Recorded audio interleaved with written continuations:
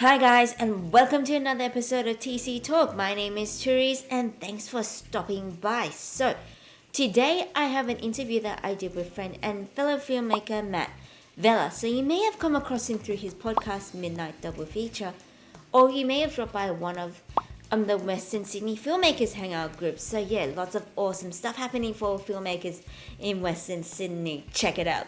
So, thanks for, chatting with me, Matt. But why don't we start by telling us what your story is? Like, how did you get into film? So fun fact I recently discovered, the first film I made, I was 9 years old. I had my parents' handy cam, which recorded on like a little cassette thing. I had some friends and it was a action thing called League of Fighters, and everyone had characters, but get this, and this is what blows my mind. I had a script. I knew to say cut when something was wrong. And oh my God, the way I would go around for special effects. So I didn't know how to edit it. So that's why all the bloopers happen as it goes along. But there'll be things like, so I didn't know how to edit sound in. So what I did is I had a cassette player. I put it next to my Super Nintendo. I had a game called Zero the Kamikaze Squirrel and there was a song I liked on it. I recorded it and I'd play it in the background. So the fight scenes would have music. And then there was... the big climax was there's a guy dressed in like an army costume and his name was like Navy Bloodshed or something. And what he did, his superpower is he could shoot water. And so what we did is we put like a hose under his arm and he was like this, and then he'd go, Navy water cannon, and then water would shoot out. And I did this when I was 9 and That's I'm awesome. Blown away. But and then one day I'm just trying to find a way to convert this footage so I can put it online and show people. Yeah. But that was like my first film. But besides that though, when I'd play with my action figures, I would always frame it like a TV show, like Dragon Ball Z. I'd always be like, on the previous episode, and then I'd reenact what I played last time. And then when I finished playing, my mum would be like, oh, you've got to go like have dinner or whatever. I'd be like, to be continued. So I've kind of always been the storyteller. What is it about movies that you like? It's just fun. I like entertainment. I like the social experience. I like going to the movies with my friends. I like talking about it. After the movie, you get to talk about it with your friends. The best, I know it might be silly, but the best advice I can give someone about watching movies, go opening night, especially if it's like a big franchise film. The best experience you'll have is watching a Star Wars or a Marvel film at midnight when the theater's packed and everyone's cheering and clapping, or a horror film like on like opening night or opening weekend when it's packed out and everybody's screaming at the same time. It's a lot of fun, and so much that I have a podcast about it. Here's a little plug. Midnight Double Feature, where we talk about movies and review movies and all that sort of stuff. Yeah, and I'm really also interested in the behind the scenes aspect. Every time I see a film, I want to know, how'd they do that? I'm always on IMDb on my phone looking at the behind the scenes trivia. It annoys my girlfriend so much. She hates it. She's always like, put your phone away, watch the movie. It's like, but I want to know what this actor was in. Like, doesn't matter. Find out after the movie. But yeah, I really love that stuff. So did you actually end up studying? Oh, much later. So my parents kind of convinced me it wasn't a real job, so I didn't pursue it immediately. After school, I tried to get into like audio engineering and stuff. It wasn't for me, but I ended up doing like a communications degree at University of Western Sydney, or Western Sydney University, whatever they're called now. I did a communications degree in that, and I chose to major in media arts and sub-major in advertising. So I could sneak in my film degree study sneakily, and while also studying advertising. But I fell in love with it. I was making shorts. I was having so much fun. And I was like, nah, this is what I want to do. I don't care if there's no money in it. I just want to be happy. This makes me happy. So when I finished that, I went to Metro Screen, where I did a 6-month really intense study. By the way, RIP Metro Screen. I was in their second last class before they lost funding and closed down. And then from then on, I went to UTS to do a Masters of Media Arts. And that's where I created my first proper short with the film crew and everything, Bleeding Backs. So it's a neo-noir action thriller where this guy, Owen, he's kind of like a shady bodyguard, sort of assassin sort of guy for hire. And he's meant to protect this girl for reasons we don't really know, named Beck. And basically what's happening is he's set up this deal with some shady mobsters and stuff that they're going to like stay away for a cut of this protection fee. And what he doesn't know is that the ransom on her head has gone up. And so he's all these like people who said they wouldn't go after her, they're ready to backstab him and get for him. So he's in this safe house with this girl, think they're all good, and then they crash and shit goes down. I'm always love seeing action, especially action that's made in Australia. So where did the idea for Bleeding Backs come from? I convinced myself that there was a chance that this could be the only film I could ever make. Like, if life gets in the way or whatever. So I told myself, like, what would be the one thing I want to do? It's like, well, I love action movies. I want to make an action movie. I told this to like my teacher and stuff, and everyone's like, this is insane. No one makes an action movie on an indie budget. No one does, because it's too hard. I'm like, it can't be that hard. Like, me and my little cousin Corey, we used to choreograph our own little Jackie Chan inspired fight scenes in the backyard and film it on a phone. So you just got to do that from multiple angles and you're done. So then I reached out to some friends. I eventually found some guys, it's this team called Action Reaction Entertainment, who do live sort of stage shows that are martial art inspired. And they hadn't really done any film stuff. I'm like, do you guys want to collaborate? They're like, yes. And then they helped me find all my goons and stuff like that. And then I just wrote a script where I had a checklist of stuff I wanted to be in the film. I didn't have a script, but I knew I wanted a twist in the end. I knew I wanted multiple fight scenes. So it couldn't just be one fight scene. It had to be multiple fight scenes in multiple locations. And so I wrote a script. I figured out my twist, and then I reverse engineered my story from there. And I came up with excuses or reasons why the fights will happen in different locations. And then a story sort of blossomed out of that.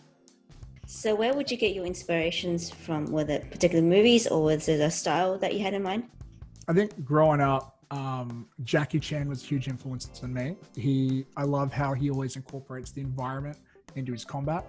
But once we cast Franco, something we quickly realized is he's not really, it's not like, it's very different to something like Jackie Chan. He's more of a brute force. He's like a tank. He's more of a brawler. So we then decided to make sure we incorporate stuff that would work for him into the mechanics of the fighting for that. I remember at the time, a big influence for me also was Arrow, the TV show Arrow on CW. Back then, it was like in the early seasons. And something that really inspired me is looking at their behind the scenes, how quickly they would work on stuff. So they would choreograph without the actors. They'd make all this test footage. And a lot of them, they're very long takes. But because the action is so fast, it keeps you engaged. And so I think I really took that on board with our process as well. So yeah, I think from Arrow, I took the long takes, and Jackie Chan really inspired a lot of the environmental stuff. So when it came to actually casting, did you cast because they had action experience, or was they were able to like act the characters the way that you wanted them to? That's a good question. In fact, I really struggled with casting, to be honest. Partly because I didn't have a lot of time to cast. I wish I had left it out there for a while. We did have some good people come through, but the main thing I wanted to find was, one, acting was obviously important. They had to be able to deliver the storyline. But we need someone who we said experience with stage combat was preferred, but not necessary. It was ideal. So we either wanted someone with experience in that, or someone we knew we could work with. So the biggest thing we were worried about was safety. So what we did, part of our casting process was, part one is the acting, and then part two was like a physical training. We had this warehouse where the ground had like foam stuff in the ground, so it's all safe. And then our fight choreographer, Samwise Holmes, who he would just do a test. He'd give them a little small choreographed fight scene and to see how they'd work. And then the basic thing we just wanted to find is, can they follow direction so they don't end up injuring someone else or themselves, and just sort of get an idea of how they were physically.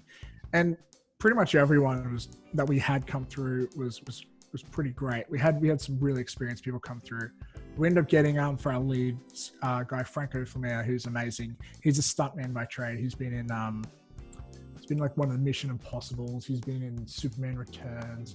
He was in a fight scene, in a few scenes for a WWE film called The Marine 6. And I think he fought Shawn Michaels, who's like a veteran wrestler.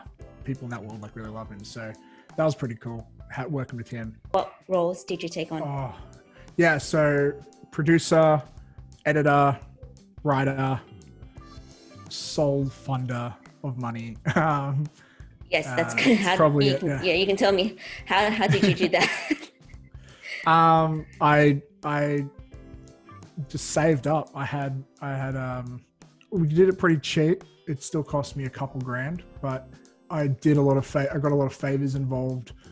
For example, I needed an armorer on set for insurance reasons, and also had an armorer's license at the time. So that was one way to save costs. I often pay people with favors if I can't pay them financially, and so we're able to cut costs that way. But a lot of it honestly was just saving up pocket money. So this film, Bleeding Max, has won quite a few awards when it comes to like the festival circuit. What was the experience like? Was it the first movie that you actually decided to go to showcase, internationally? Yeah, so this was my first film in the film festival circuit. I would say it's my first film also with like a decent budget and where I actually knew what I was doing. Like I've done a lot of crappy little videos for YouTube, but this is the first, I'd say, good one.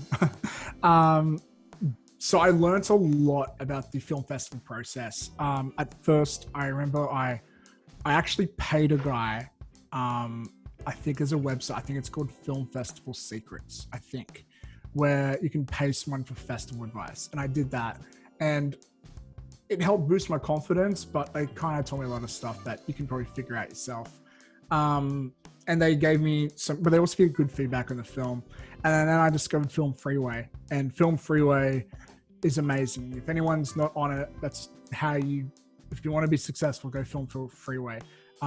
It's such a great system for just organizing and finding film festivals and entering, and that it became addictive, I'm not going to lie. I entered to so many because it just a click away, but it's expensive though. What I learned the most thing was, at first I just entered everything, I aimed for like really high festivals, like maybe not Sundance, but some pretty big ones that never would have liked this movie. And so I learned more about trying to, after spending a lot of money, I learned it's better to aim for festivals and audiences that will appreciate your film. So I started targeting more festivals that like thrillers, that liked action movies. And that's where I saw most of my success, from festivals like that. Particularly, I went to New York for the Urban Action Showcase and Expo Film Festival. It's a bit of a mouthful. And they screened at their AMC theater. That was amazing. Just right off Times Square in New York. On the pretty much same night, we won Best Action Choreography in a festival in Scotland called Action Sanction Film Festival, I think it's called. We won a few awards at Made in the West. It won Best Student Film, Best Sound Design, and Best Actor.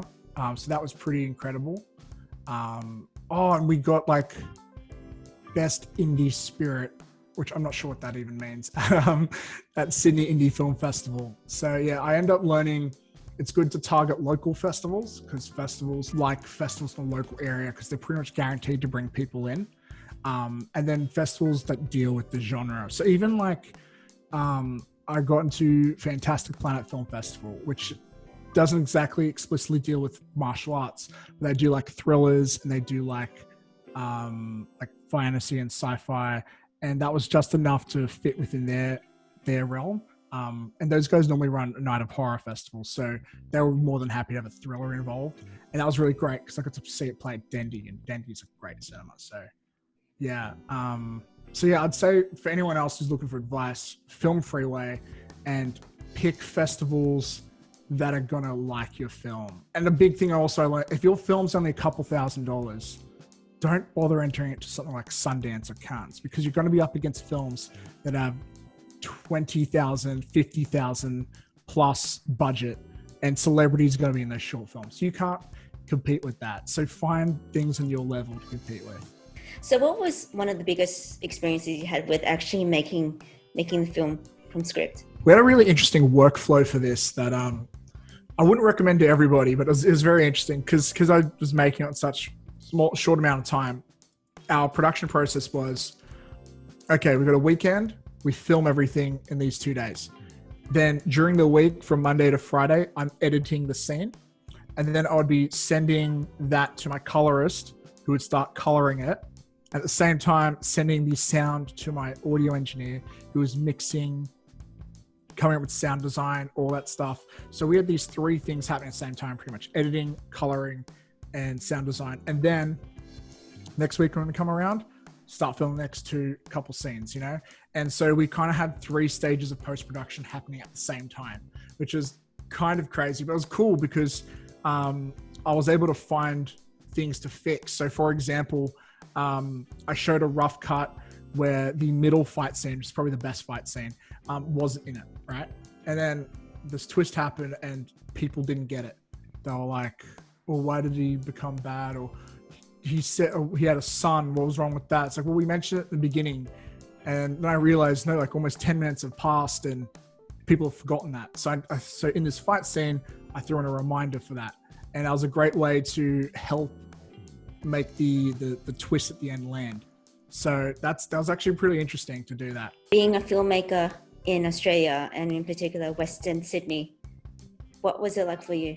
I think at first, when I first started out, it was very kind of alienating, like in the sense that, sure, you can make a film, but where do you find that community? Where do you find the people to work with, and all that stuff? And I remember just constantly going to the city, and I'm from Blacktown, so that's like an hour and a half if I've got to transport stuff by car and find ways around.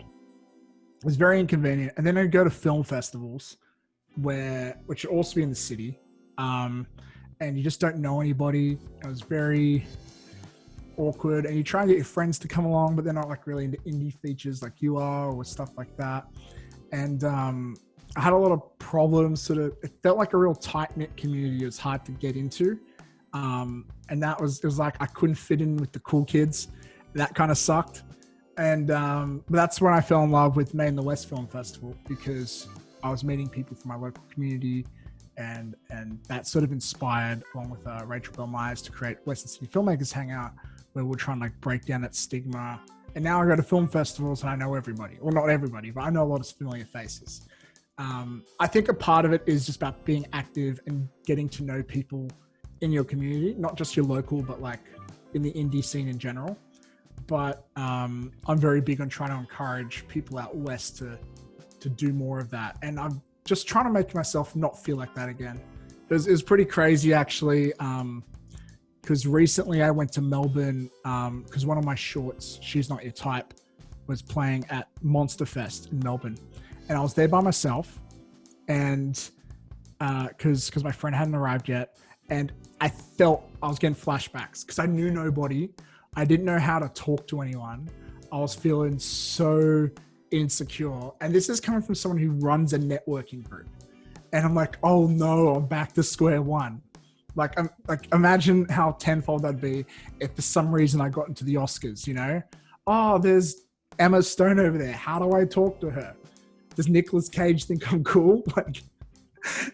So I'm very big on like trying to break down those barriers of entry, because I don't want to feel like that again. I don't want to go to a place and feel like I can't talk to anyone. Really, most people are friendly. They like to talk about their own projects. Like that's what I'm doing now.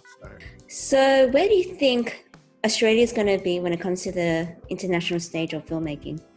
I'm going to be honest. I'm not seeing a super bright future. We seem to take the approach to films the opposite way of Hollywood. Or Hollywood have a very conveyor belt business-led situation. A lot of films tend to get funded towards niche markets, very niche markets, in hopes of sparking up something. I feel like a lot of the big Australian success stories in film, they are films that don't appeal to wide audiences. I remember when we were doing Produce Perfect, there was a moment that just, I almost felt like quitting filmmaking, where we were talking to a producer and they were talking about The Babadook, which I thought was one of the more successful Australian films at the time, which I love. And they're like, yeah, and after 5 years, it's finally, we're now making profit. And I'm like, it took you 5 years to make profit? Marvel make profit day one. And they're like, no, but you understand, for Australian films, it's very hard to break through that market and blah, blah. And I'm just there, like, the head in my hands, like, oh no, what am I doing? But like, I didn't realize that people are still getting paid and all that. That's the reason why it takes a while for the profit to come through. But I really wish we would take an approach to try and compete on that major scale. I'm not saying there's anything wrong with the films I'm seeing. I love so many films I love are Australian films. But a lot of them, I feel like they're only going to appeal to Australians. And I kind of wish we took a more worldwide approach. But I still think it is very important to show Australian representation and showing these niche communities. I'm not saying we should eliminate these type of films, but I wish we took some bigger swings sometimes and see where we land. Because some of the biggest, most successful and amazing people in Hollywood, they're from Australia, you know? And I'm not just talking actors, I'm talking producers, I'm talking everybody. Like, I think though, I should say, I am really, really loving how a lot more American productions are coming to Australia. Like, just in recent years, like, I know Shang-Chi is being shot here. Thor: Love and Thunder's being done here. Alien, one of the Alien films was here recently. Lee Winnell's been doing a bunch of cool stuff here, like Upgrade and The Invisible Man. And I know so many big, amazing films were shot here in the past, like look at The Matrix, you know? I think we're becoming an easier place to shoot for America and some other countries, and I think that's really cool. I just think I want to see us take the next step where it's not just them being shot here, it's also being made by the Australians as well. But maybe I'm just dreaming. So you've got any projects that you're working on at the moment? I'm in like a development stage for a web series. I really want to work on some web series. I'm supposed to be in the film festival circuit for my latest short, Nobody Likes Camping, starring Rachel Baker and Neil Cole-Hatkar. But COVID sort of hit right as we were about to put that in the festival circuit. So we're just waiting for that to go through. But yeah, right now I'm doing lots of writing, doing lots of researching, lots of development. Hopefully I'll have a web series out in 2021. and also, if anyone's interested, Bleeding Backs is out on YouTube. You can check it out totally for free. There's also behind the scenes content being uploaded there as well. So why don't you tell us more about your podcast, Midnight Double Feature? Oh, Midnight Double Feature is so fun.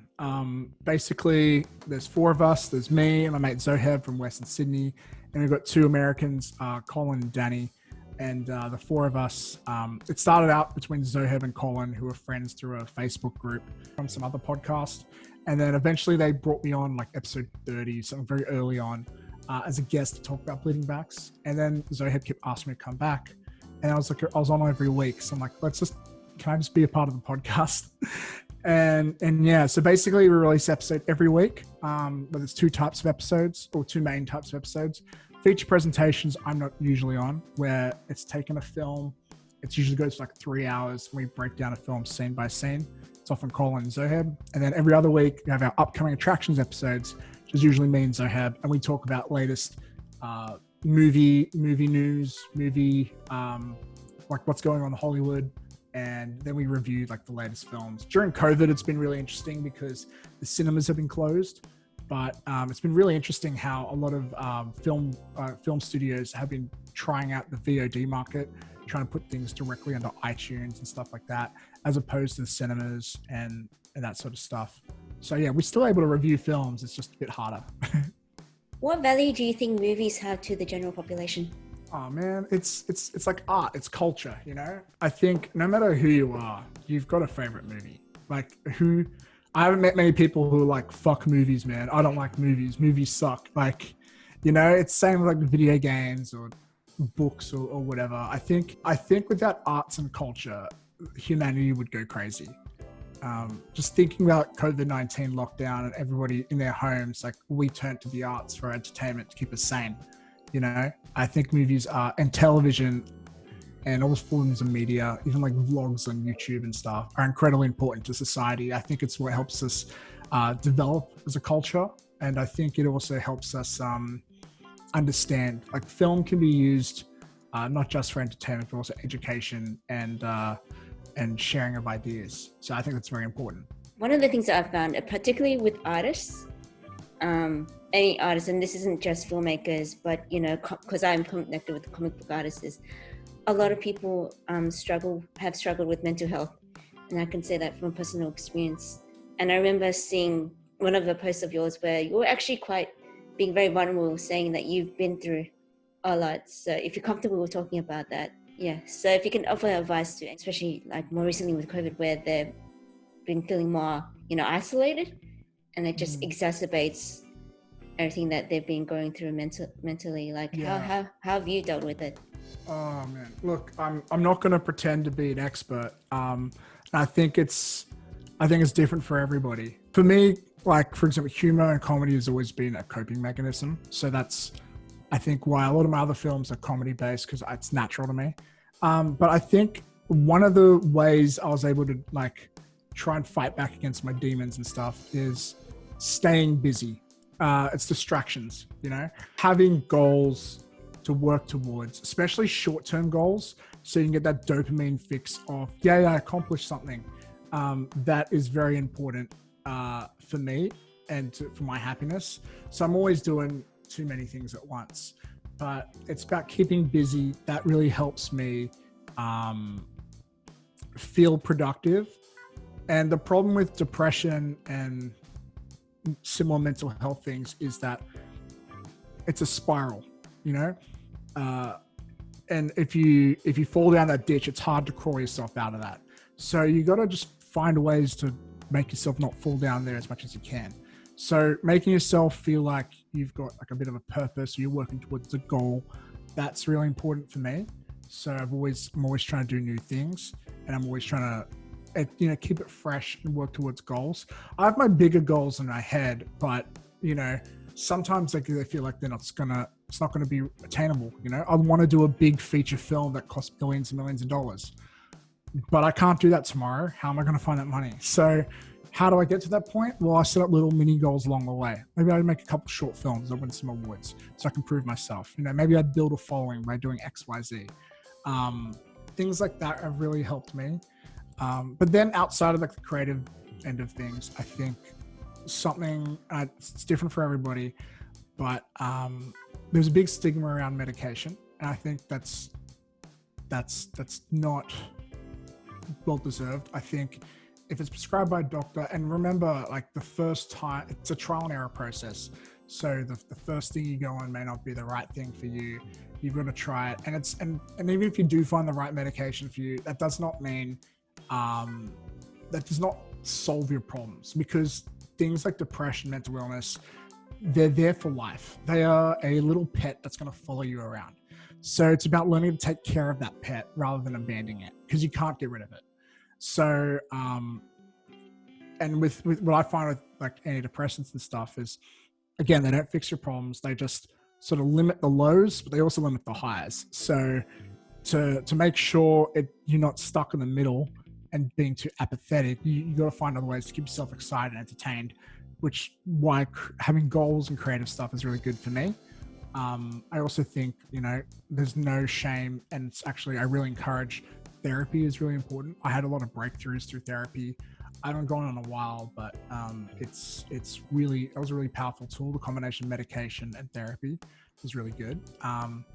But also, like, I think the biggest problem I see with some people is the lack of self-awareness. You need to learn to be self-aware. So sometimes things seem really dark and they seem terrible, but it's just from your weird perspective of being down in that ditch and looking up. You don't realize how many people are actually even below you in terms of how they feel. So when you can just learn where everything feels terrible, but if you can learn to go, oh wait, it's actually not terrible. This is just my depression talking. If you can learn to do that, it can really help you readjust your mindset. And that's very important. I'll talk to some people going through stuff and their problems, like, they might seem laughable. They might seem really, really silly. What you got to remind yourself is that this is so important to them because that's where they are in their headspace. And you got to learn to respect that. And if you're trying to help somebody, you got to work with that, you know? And of course, you know, it's okay to talk about it. There's no shame about it. If you had any advice to any young aspiring filmmakers, so maybe if you think they should get more support when they're still in school. I meet a lot of filmmakers who don't watch films, if that makes sense. It actually doesn't make sense, but you'll talk to them and you'll reference stuff and they don't seem to get it. And then I'll talk to filmmakers who will be like, oh, I haven't seen any films for a while. Like Oscar season will come around, they haven't heard of any of these films. And I'm like, I wonder, like, where do you get your inspiration from? Where do you develop yourself? If you're not connected with the world around you in your own industry, how are you going to compete and advance? So I think a big thing to being successful is understanding tropes and styles. If you're trying to make a movie that feels like an 80s film, it better be a retro throwback, because otherwise your filmmaking techniques and style is going to be very outdated, you know, unless that's your niche retro and you're milking the nostalgia.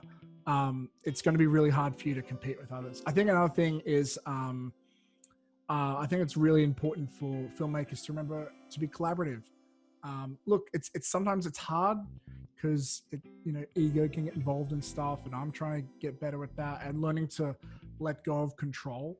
But when you look at some of like you look at Star Wars, for example, the first 3 that were made, super collaborative efforts. And then you look at the prequels where George Lucas kind of like ruled with an iron fist, and you can see a very big difference in quality. And I think that comes down to the filmmaking process as well.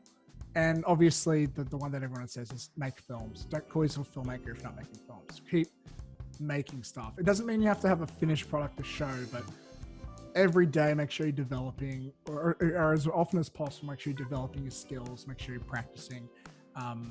It's like going to the gym, you know? If you want to get big muscles, you got to work out. If you want to be a good filmmaker, you got to flex those creative muscles. Otherwise, you're just going to get fat, lazy, and you're not going to be that ripped bodybuilder you want to be. You're not going to be that amazing filmmaker you want to be. So you got to keep practicing and get there. Okay, so last question. If for tomorrow, you know, there was no limitation on budget, what is your now current dream project? Just allow yourself to dream for a minute. The dream budget, the dream project. There's a lot of ideas kicking around in my head. I used to be obsessed with this concept of doing a superhero film that took place during a zombie apocalypse. That was, for many years, that was something really exciting to me. But maybe not now. But but yeah, I don't know. I think I've got a few ideas kicking my head. A lot of them I don't want to spoil, but I'd love to do something with I'd really love to do like a road trip comedy. I think that'd be really great with a bit of a budget. I can do that on an indie budget, I guess. But I'd love to work on franchises, the big blockbuster franchise I love. Give me Spider-Man, give me the X-Men, give me Avengers, you know? I'd love that. I'd love to do, oh man, it's such a fun question. Yeah, I'd love to even just be in the room and just watch the writers of Pixar go to work. Not even make a Pixar film, but just be around them when they're writing it, because they have the best scripts in Hollywood, hands down. Nothing can make me cry like a Pixar film. But yeah, I'd love to. I'd love to work on like a big franchise I'm nostalgic for, especially Marvel. But if I had to do something myself, and I had an unlimited budget, it'd probably be a superhero film. I'm not gonna lie, just that CGI stuff you could do. I want to see people just like laugh in a theater and jump out of their seats, and I love that spectacle. And you can't do that on an indie budget. That type of level of spectacle, no matter how much money I raise, it's not going to be like, we're fighting 10,000 aliens, but then throw some jokes in there. That's always fun. So I think that might be it. Yeah. Great. Okay. That's so fun. No, that's a great answer. So that's all the questions I have. So thank you so much. Do you have anything else you want to plug? Yeah, so in case you missed it before, check out my podcast, Midnight Double Feature.